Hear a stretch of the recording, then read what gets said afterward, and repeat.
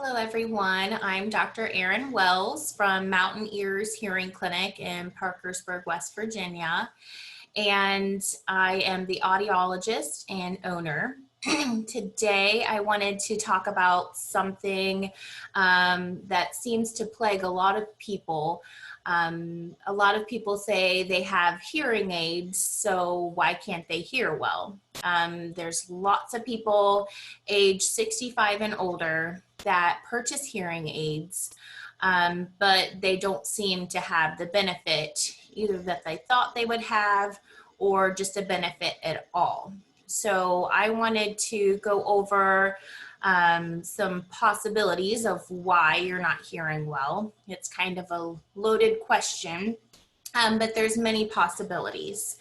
The first thing I do when someone comes in and says, I have hearing aids, I don't hear well, or I've worn hearing aids in the past and I don't hear very well with them, I don't know what the point of having them is. I do a hearing test because that is what's going to tell me what this particular person's hearing looks like.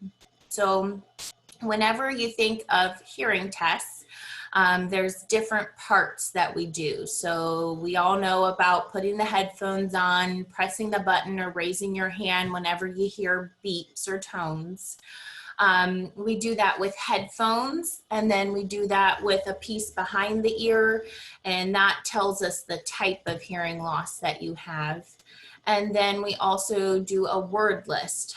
We first do a test to see the softest level you can understand speech, and then we do another test that we turn the words up based on your hearing test results, and we see how clearly you can hear words. So as far as the hearing test goes, everybody's results are different. Everybody is an individual. So I hate when people compare themselves to others. So-and-so does better with their hearing aids or hears certain things that I don't hear. Well, everyone is unique and different, and that hearing test gives us a lot of information. I have some hearing tests printed off, which might be difficult for people to see, but I'm just going to hold it up and see if you can see it a little bit, at least. But these are soft to loud sounds and lower pitches to higher pitch sounds. The circles are the right ear and the X's are the left ear. So when you look at this hearing test, normal hearing is up here, and then it goes all the way down to profound. So this person's low frequency hearing is in the normal range, and then they have some high frequency hearing loss. This is a very common configuration of hearing loss. Typically, as we age, if you're exposed to noise, the high frequencies go before the low frequencies. So we do see this type of configuration a lot. What this hearing loss does, is that it makes you feel like you hear people, but you do not understand what they're saying. Because high pitches are where you get women and children's voices. It's also where you get consonant sounds, so the beginning and ending of words. So if someone's not looking at you, you might feel like you hear them, but they're just not very clear. You don't understand what they're saying. Maybe you think people mumble. Typically, you'll have problems with background noise because background noise is a low frequency rumble. It covers up your better hearing, and then you're left with whatever you have left. So with this type of hearing loss, most people wear hearing aids that look like this. So you have the piece that sits on top of your ear, and then you have this little dome that goes inside of your ear.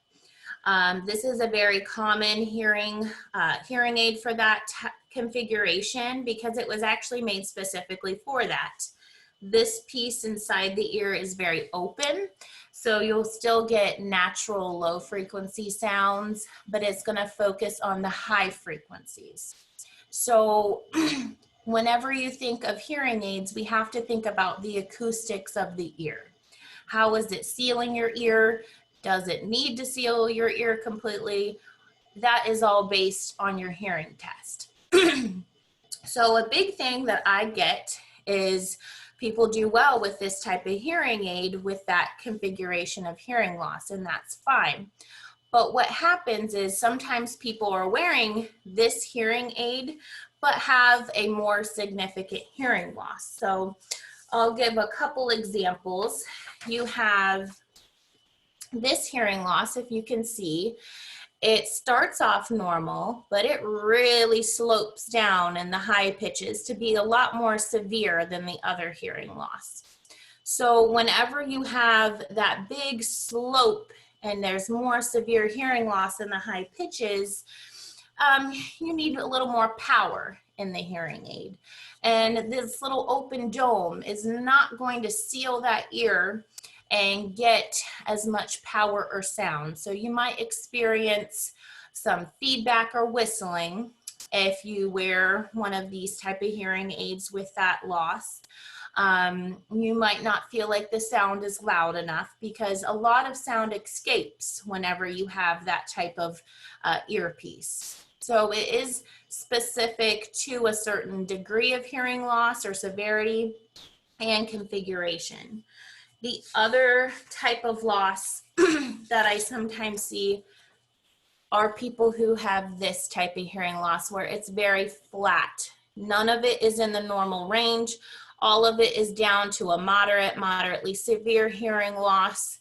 And this is a significant type of hearing loss where you need to have good acoustics, good coverage of the ear. So if you wore something like this, which is easy to do in a clinic, you just put it on, there's a one-size-fits-all type of dome, but it's not going to be appropriate for that amount of hearing loss. The most appropriate type, if you want to do the behind the ear, would be one with a mold. And it's just a little tiny clear mold that sits in your ear, but it's made specifically for your ear and it seals the ear.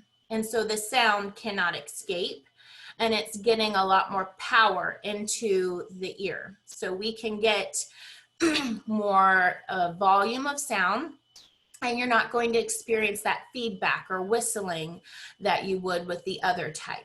So that's one of the major things that I see in the clinic is just looking at acoustics of the ear, seeing what's going to appropriately fit that amount of hearing loss and what hearing aid style is going to be the most appropriate. Not everyone can wear the same style. Yes, these behind the ears are very versatile because you can just put a mold and it's going to fit different amounts of hearing. Also, these have little wires, and this little wire, there's different ones that have different amounts of power. So, for example, I've had patients come into my clinic before that they didn't feel like they were hearing very well with this hearing aid. And when I looked at their hearing loss and looked at the amount of power this wire had, it wasn't enough power. So we just switched out this wire to a more powerful one, and then they were able to hear better. So it's not just the acoustics, it's also how much power does the hearing aid have. You also have these custom hearing aids. A lot of people have seen these. They come in different sizes, but you have the smaller ones. You have ones that are even smaller than this one. And they can fit either the whole bowl of your ear to half the bowl or just right inside your ear. But these are made custom for you and they seal the ear. So you can do a lot of those flat losses with this. And they also have different amounts of power. My job as an audiologist is to look at your hearing loss and tell the company how much power you need in the hearing aid. And we don't want to limit you on that power. We want to make sure that we're giving you enough for the future as well. So we get what's called headroom. So if your hearing changes, we can still increase the volume on that. So that is a very important aspect of hearing aids that I don't feel like a lot of people know about. It is very important to have the proper acoustics to get the proper amount of sound and not experience that feedback. The other thing that's very important, and the reason why we do that test on the words, is we want to see what the clarity level of your ears are. So most people's hearing, sorry, my phone's ringing. Most people's hearing, sorry, it just really distracted me with my phone started ringing. Most people's hearing is a sensory neural hearing loss. So when those nerves are damaged, what happens is when they're healthy, they are like little hair cells that move to sound.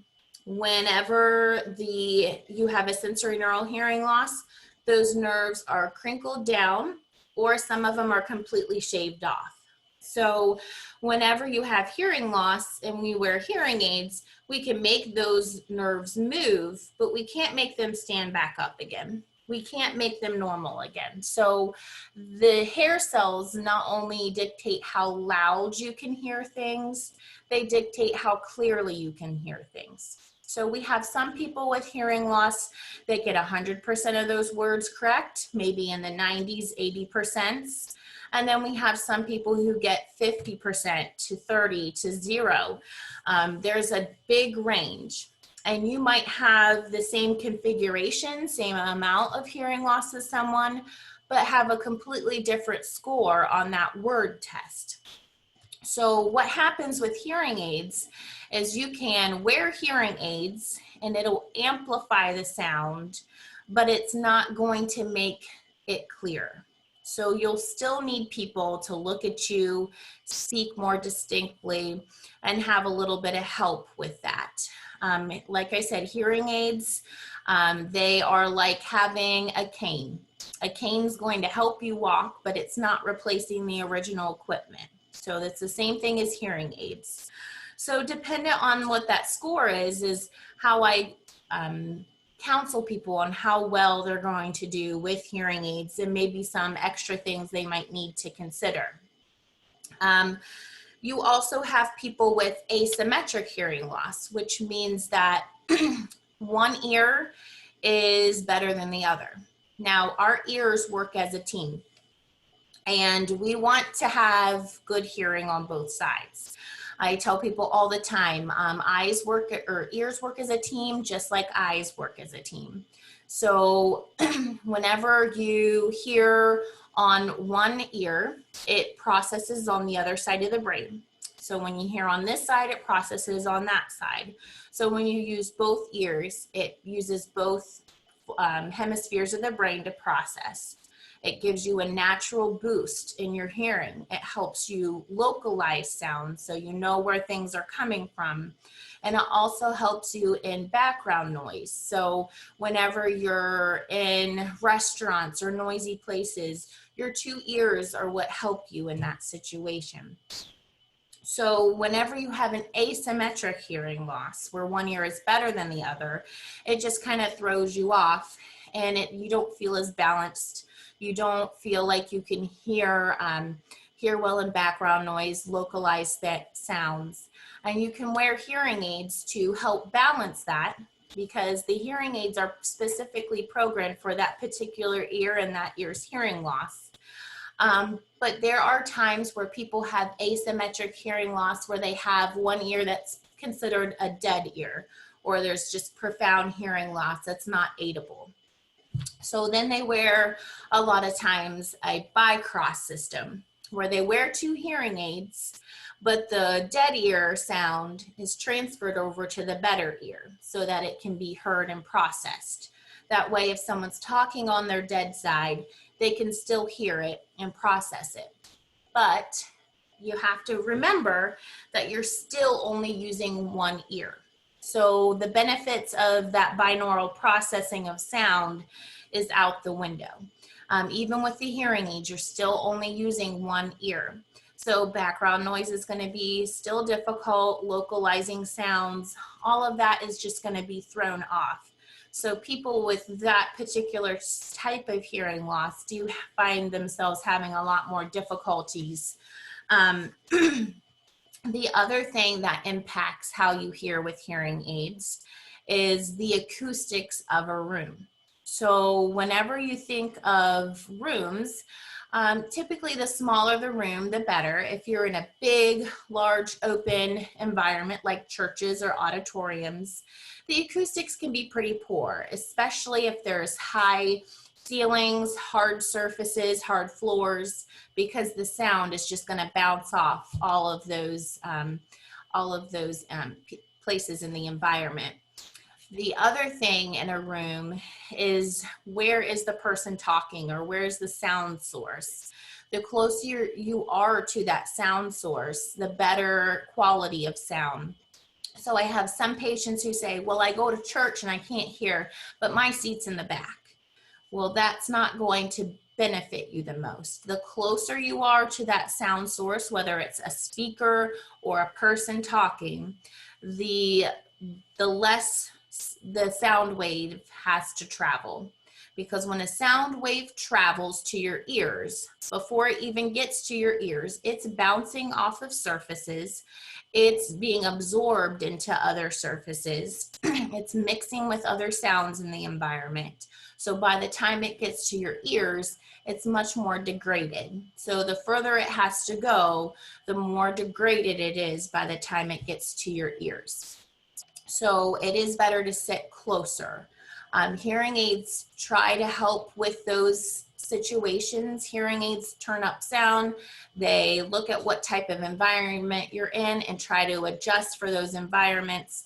But there's still going to be times where you're not going to hear quite perfectly, because we can't make up for some of that acoustic environment. Background noise is always a problem for people. So it's difficult even when you have normal hearing at times. I know I've been places where I sit in a restaurant and I have to lean over the table to understand people. And when I do that, I think of my patients with hearing loss. Again, hearing aids are going to help, but you still are working with a damaged system.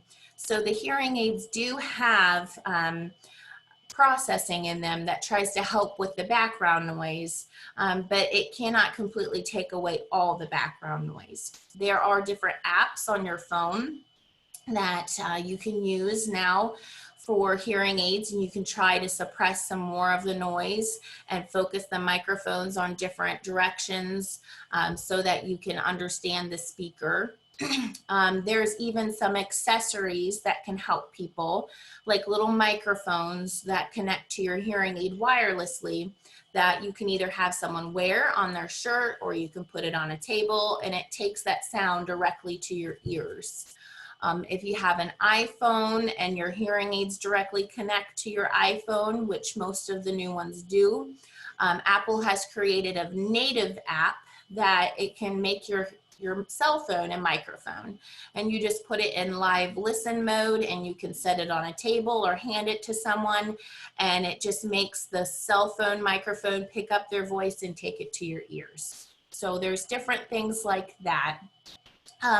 Other accessories would be for the TV. TV is very difficult sometimes, especially if your word recognition or clarity is poor, because if you're watching the news, you can look at someone while they're talking and you can understand them better. But if you're watching a drama or a TV show, there's typically some background music. There's people turning and talking at different rates, different sound levels, and it's more difficult. So a lot of times people will either get TV ears or a streaming device that hooks up to your TV and wirelessly sends the sound to your hearing aids, and that just gives you better clarity for that. The other aspect of difficulty can be processing. So hearing does not just stop at the ears. When we go from the ear, it has to travel up the nerves to the auditory cortex of the brain. So it doesn't just stop at the ear, we got to process that sound. And unfortunately, as we get older, our processing gets slower. So you're not going to perform quite as well in some of those situations like background noise, because it takes a lot of processing, a lot of things that go on in the background that are just getting slower as we age. I also always say, as we become older and we have a lot more things on our plate, you just are more distracted, and it's harder to focus and process all that information.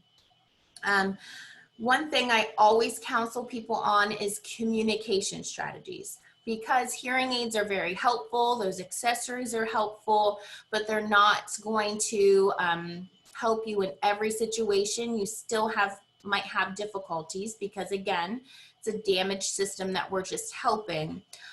You do want to make sure that people look at you when they're talking to you. That's a major thing.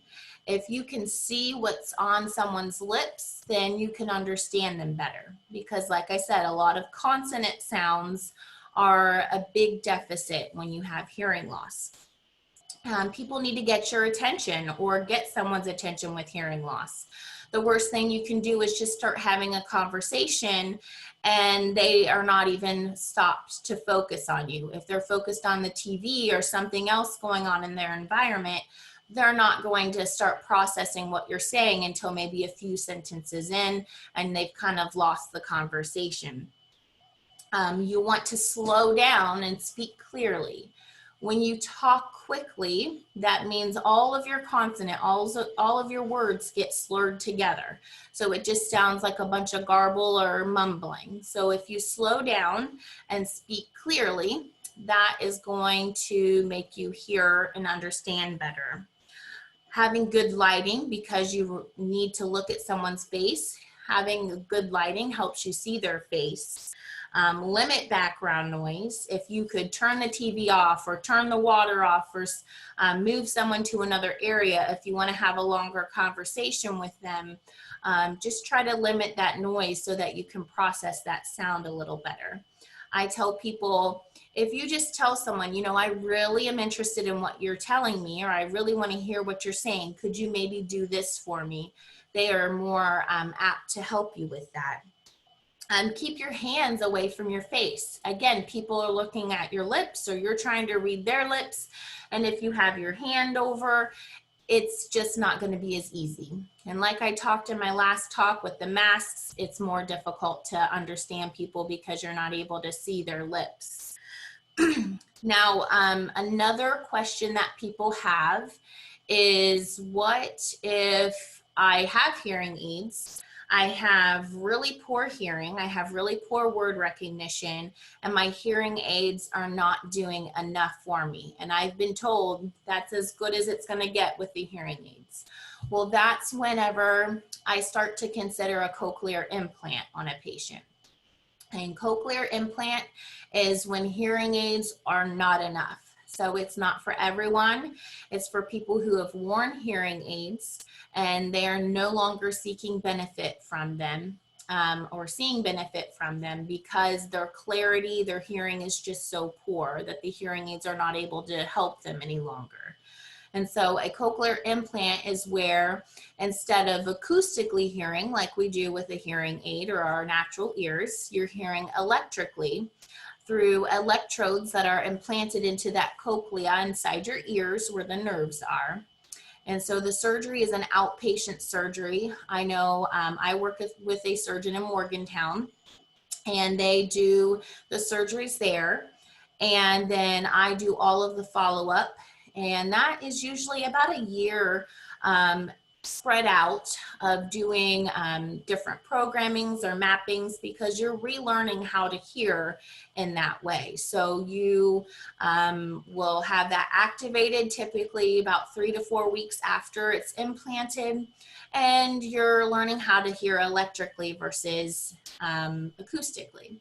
At first, a lot of people feel like they hear people sound like Mickey Mouse. It's a little different, but the more they wear it, the better it gets.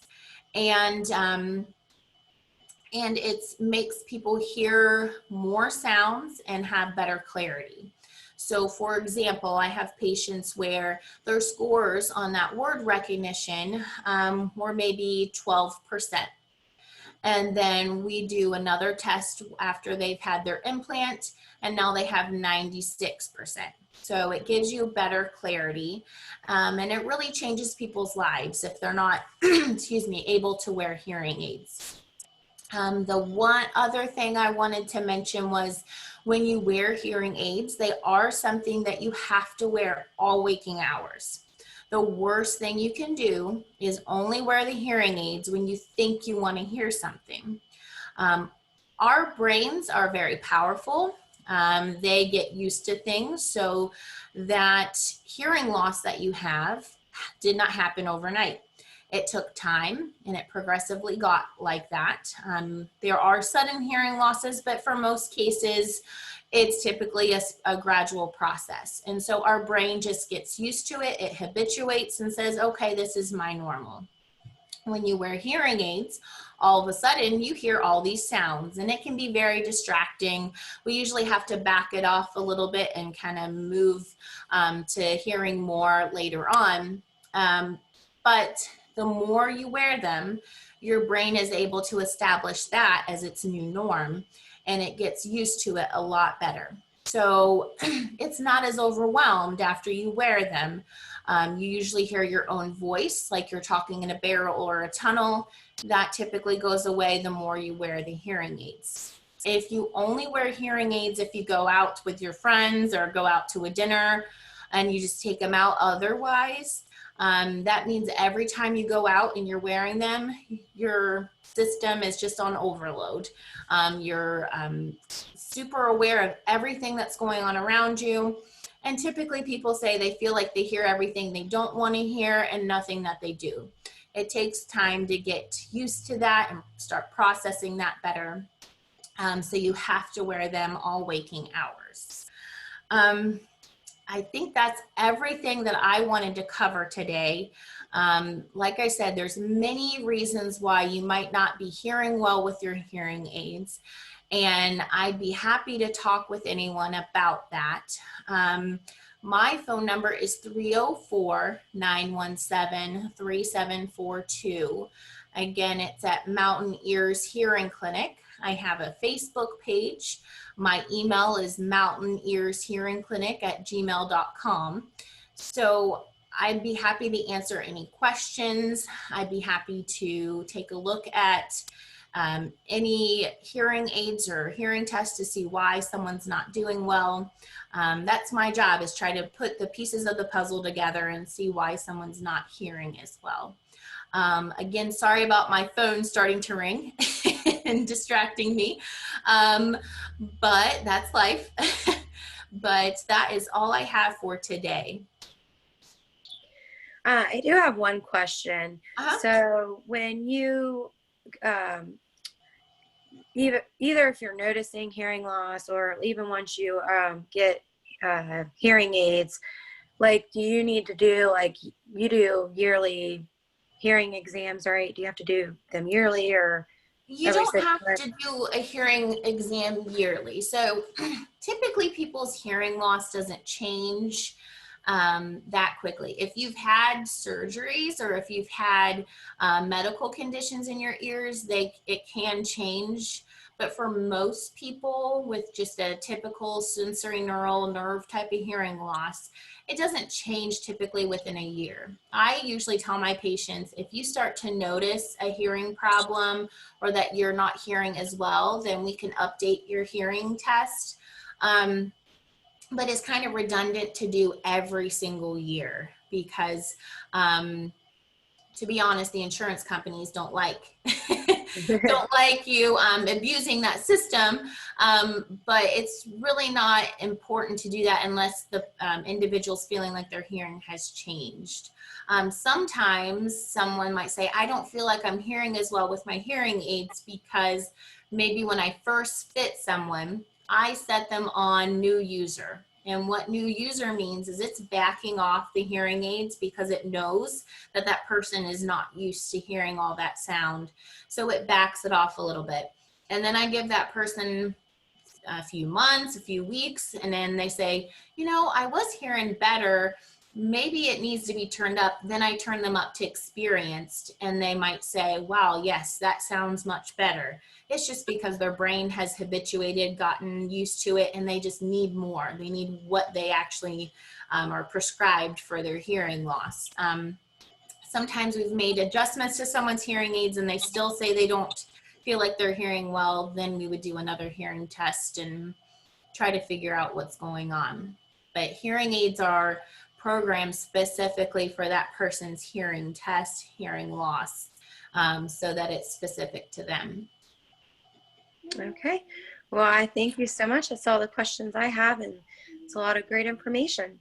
Okay, thank you. Oh, you're welcome. Thank you.